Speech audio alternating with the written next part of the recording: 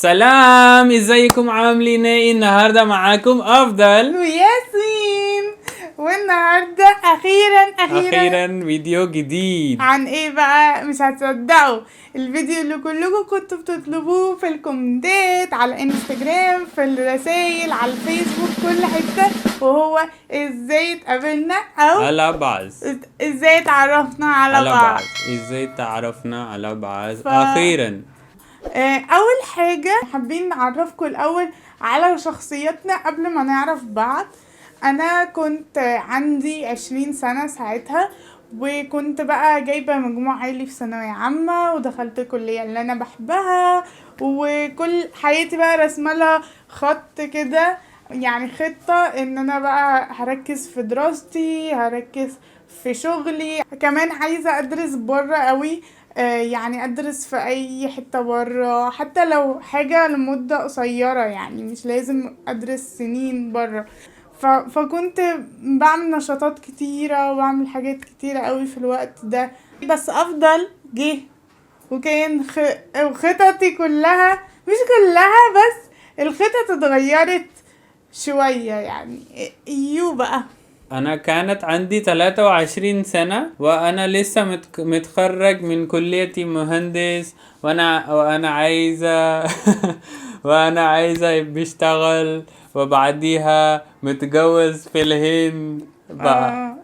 كان هو بقى عايز يشتغل ويتجوز، تقريبا هيكون بنت هندية وكده، وانا ما كانش في دماغي الجواز خالص، ولا كنت حاطاه في حساباتي، ولا هندي ولا اجنبي ولا مصري ولا اي حاجة. فسبحان الله، يعني كل واحد بيبقى عنده خطة، فاحنا الاتنين ما كناش متوقعين اللي هيحصل، ولا كنا متوقعين اصلا اي حاجة من اللي حصل في حياتنا. ازاي اتقابلنا بقى؟ فدي قصة طويلة.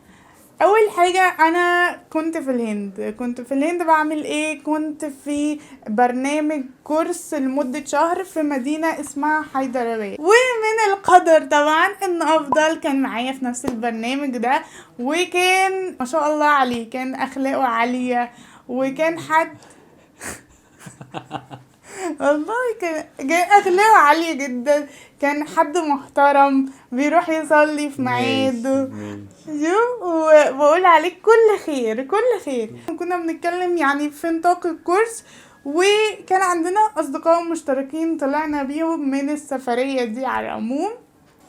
وافضل كان شخصيته يعني ما شاء الله كويسة جدا، وده اللي عجبني يعني فيه، بس ما كنتش بفكر في اي جواز او كده، ما تكلمناش خالص و... بعيدا عن وياسمين كمان جميلة حلوة قوي ولطيفة جدا وشاطرة في كلية مهندس. أنا كنت حاسس أنا I like her in this time، بس أنا مكسوف بأقول لها هو كان مكسوف يكلمني ساعتها جدا أنا مكسوف جدا، مكسوف. مكسوف جدا. هو كان اصلا شخصيته اصلا حتى الان شخصيته كسوف جدا. وبعدين انا رجعت على مصر، وهو رجع على المدينة. مدينتي تبعد 15 ساعة عن المدينة اللي احنا كنا في الكورس فيها، يعني كده 15 ساعة من حيدرباد لأورانجاباد. وانا طبعا مصري، يعني قارة تانية اصلا. فرحنا بقى، كل واحد راح بيته وايه، ومفكر انه انا يعني كنت مفكرة انه مش هشوف الناس دي تاني خالص. يعني سبحان الله اتقابلنا تاني. لكن اتقابلنا ازاي تاني؟ ده بقى الحاجة الغريبة اللي حصلت. ايه اللي حصل يا افضل؟ انت اللي عملت كده. وبعديها بقى انا رحت لاهلي ووريتهم صورة الياسمين وقالوا لي انا معجب بيها. هقول لي رحت وقلت لها رحت وقالوا لي وقالوا لي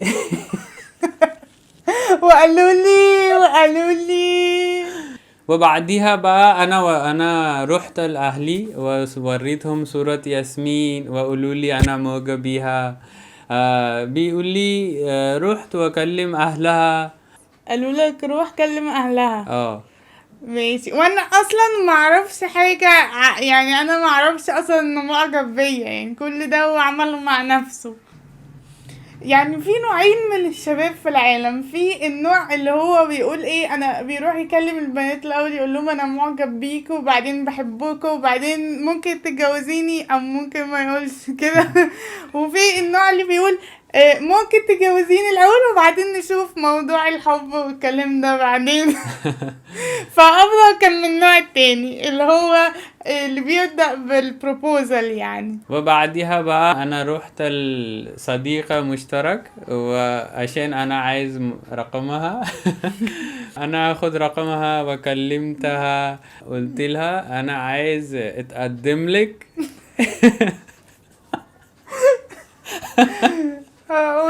متوقعين رد فعلي ايه؟ هو جه قال لي في الاول، بعت لي ياسمين ازيك فاكراني، انا كنت معاكي في الكورس، كنت عايز اسالك، يعني بعد كام يوم يعني قال لي ايه، كنت عايز اسالك سؤال، هو انا لو اتقدمت لك هتوافقي؟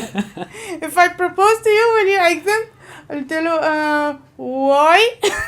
قلت له ليه هتتقدم لي يعني كده؟ فانا كنت مصدومه، وهو فاجئني الصراحه يعني. ماشي. فرحت طبعا انا كنت مصدومه، بس قلت اقول لماما علشان يعني انا بقول لماما على كل حاجه، يعني انا وماما صحاب قوي، فبقول لها على كل حاجه من وانا صغيره. فرحت قلت لها ستي هو مش واحد كنت اعرفه وانا كنت في الهند، وبعدين بعت لي ان هو عايز يتقدم لي وكده، وبهزر يعني اللي هو شفتي I was joking like did he do like someone proposed to me؟ فهي قالت لي طب هو بقى حد كويس ولا ايه؟ قلت لها كانت كويس جدا، وقعدت اقول لها ان هو كان محترم وبيصلي في الوقت وكده في ميعاد، يعني لما يجي وقت الصلاة بيروح يصلي كده. فبعدين قالت لي طب كويس، قولي له بقى يجي ولما يجي نبقى نتكلم، فيجي يتقدم لك يعني مني ومن باباكي ولما يجي نتكلم في الموضوع. وانا اللي هو اللي هو انا كنت مصدومه من ماما برضو، يعني تاني صدمه اللي هو رد فعل ماما. انا كنت فاكراها مش هتوافق اصلا، يعني رايحه اقول لها على اساس ان هي مش هتوافق. فبعديها بقى رحت بعد ما رد ماما ده يعني رحت قلت له خلاص، يعني وفاكره ان انا بعجزه او ان هو مش جاي. فرحت قلت له خلاص تعالى لما تيجي ان شاء الله اهلي هيقابلوك وتقدر يعني تتقدم لي. وايه قلت مش هيجي بقى، مش هيجي وخلاص. انا هاجي. انا هاجي بالظبط. ما كنتش متوقعه ان هو هيجي. وبعدين قال لي لا انا هاجي خلاص، وانا خلاص اشتغلت وبدات وهحوش تذكره الطيران كده وسيف ذا فلايت تيكت وكده. صعب قوي.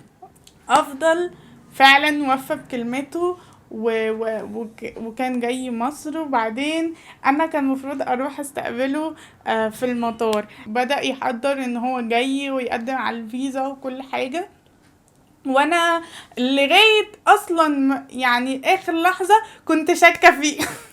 معليش كنت شاكة فيه ان هو يعني ايه بيعمل فيا مقلب او بيضحك عليا كده.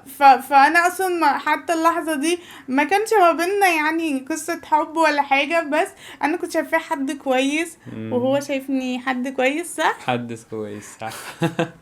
فعلشان كده قلت طيب نشوف الموضوع هيروح على فين، لكن انا ما كنتش واثقة فيه. يعني ما كنتش واثقة 100% في الشخص ده. قلت يعني هنشوف بعدين في المواقف هيعمل ايه. فقلت بقى ايه لما رحت انا واحمد انا واخويا نستقبل اخوها وماماها. no first أميها. my mom wasn't there in the airport. ماشي اخوها. رحت انا واخويا عشان نستقبله من المطار. فهو الطيارة بتاعته اتأخرت ساعتين. ساعتين. وانا بقول ده اكيد كان مقلب. بقول لاخويا ده اكيد كان مقلب، انا كنت مش مستريحه له من الاول. انا كنت مش مستريحه، انا عارفه ان هو مش جاي، ده كله مقلب عشان يجيبني هنا المطار استناه وبعدين ما يظهرش. ماشي معلش.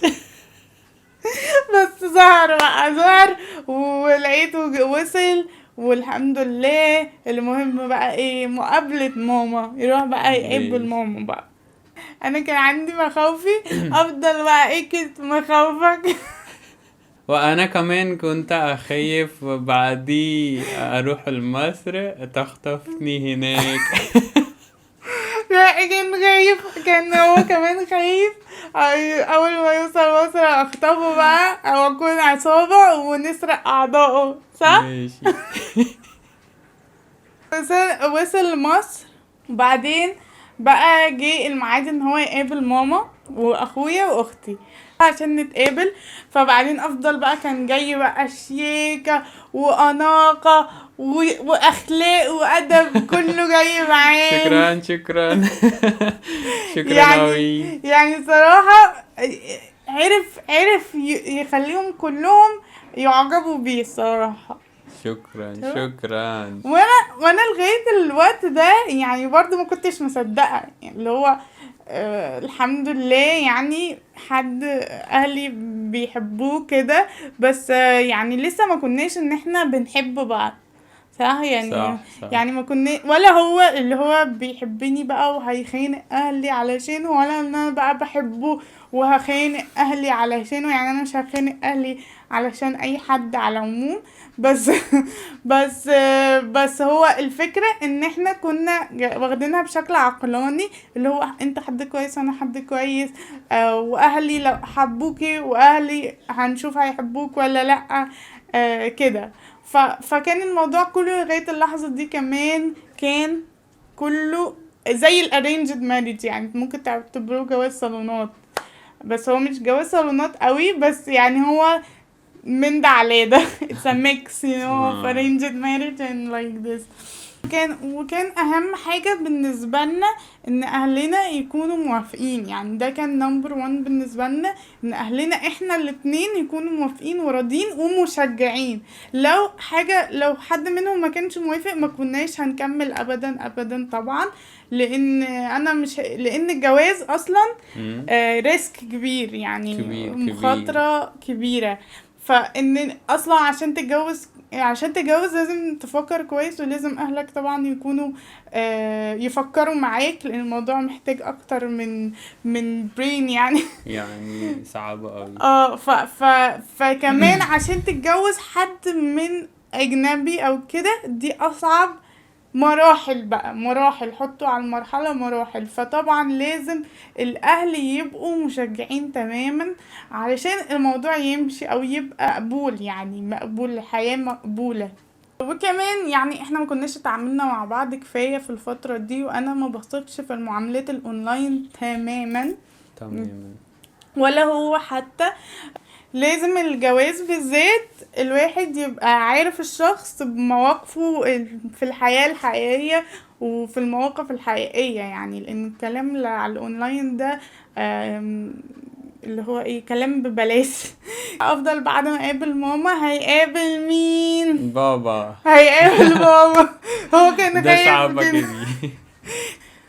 يعني احنا حتى المرحلة دي قصة ازاي اتقابلنا، بس مش قصة حبنا، لان دي اللي هي لغاية المرحلة دي، لغاية لما هو قابل بابا والشروط والمعاملات الاهل مع بعض، وهو المواقف اللي حصلت ما بيننا بعديها بقى الحب ظهر، اللي هو بعد المواقف وكده.